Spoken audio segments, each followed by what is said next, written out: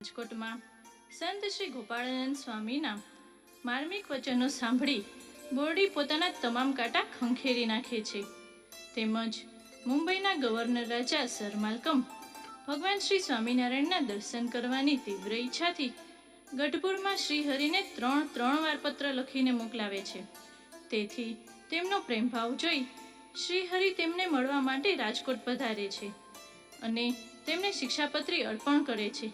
તે અદ્ભુત નાટ્ય આપણે નિહાળીએ. ભગવાન શ્રી સ્વામિનારાયણની અલૌકિકતા તેમજ તેમના સંતોના શીલયુક્ત જીવન વિશેની અનેક વાતો સાંભળી મુંબઈના ગવર્નર રાજા સર માલ્કમને શ્રીહરિને વિશે ખૂબ પ્રીતિ થઈ અને તેમણે ભગવાન શ્રી સ્વામિનારાયણના સંતોને અસુરોના ઉપદ્રવથી મુક્ત કર્યા. તેઓએ ભગવાન શ્રી સ્વામિનારાયણના પ્રત્યક્ષ દર્શન કરવાની ઈચ્છાથી તેમને પત્ર લખીને મોકલ્યા. બે પત્ર મોકલવા છતાં જ્યારે ભગવાન દર્શન આપવા ન આવી શક્યા ત્યારે તેમણે ત્રીજો પત્ર લખી દૂતને તે પત્ર લઈ ગઢપુર મોકલ્યો. ગઢપુરમાં ભગવાન શ્રી સ્વામિનારાયણ દાદા ખાચરના દરબારમાં લીંબતરુ નીચે દિવ્ય સિંહાસન ઉપર બિરાજિત છે. ત્યારે આ સભામાં સર માલ્કમે મોકલેલ દૂત આવે છે.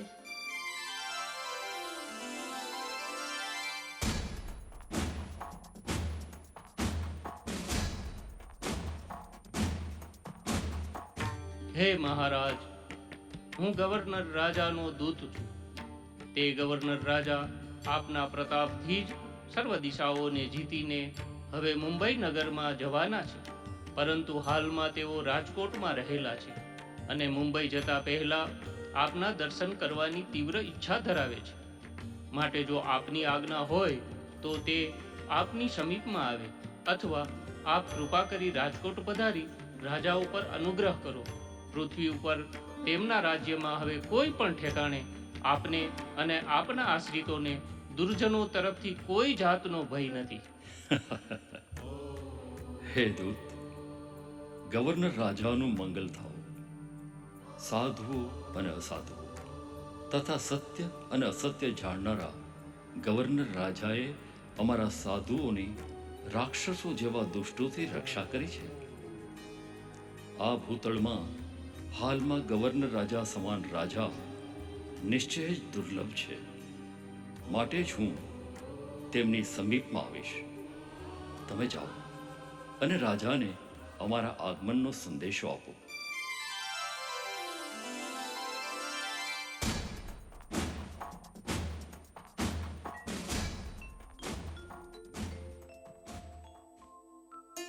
આમ શ્રી હરિના રાજકોટમાં આગમનનો શુભ સંદેશો દૂતે ગવર્નર રાજાને આપ્યો. ગવર્નર રાજાએ અતિ પ્રસન્ન થઈ પોતાના સેવકોને કહ્યું કે ભગવાન શ્રી સ્વામિનારાયણ 1-2 દિવસમાં આ પુરમાં પધારશે, માટે તે સમયે હું એકાંતમાં બેઠો હોઉં તો પણ મને તત્કાળ કહ્યું. આ પ્રમાણે પોતાના સેવકોને આજ્ઞા આપી શ્રી હરિની પૂજાની સામગ્રી, સુંદર વસ્ત્રો, પુષ્પના હારો, ચંદનાદિ એક સ્થાનમાં લાવીને તેમના આવવાની પ્રતીક્ષા કરવા લાગ્યા. આ બાજુ શ્રી હરિએ પણ ગવર્નર રાજાના આમંત્રણને માન આપતા થોડાક પાર્ષદો તથા બ્રહ્મચારી તથા સાધુઓ સાથે સુંદર શિબિકામાં બેસીને બીજે જ દિવસે રાજકોટ જવા માટે પ્રયાણ કર્યું. રાજકોટ નજીક આવતા શ્રી હરિએ ઘોડેસવારને આગળ પોતે પધાર્યાના સમાચાર આપવા મોકલ્યો.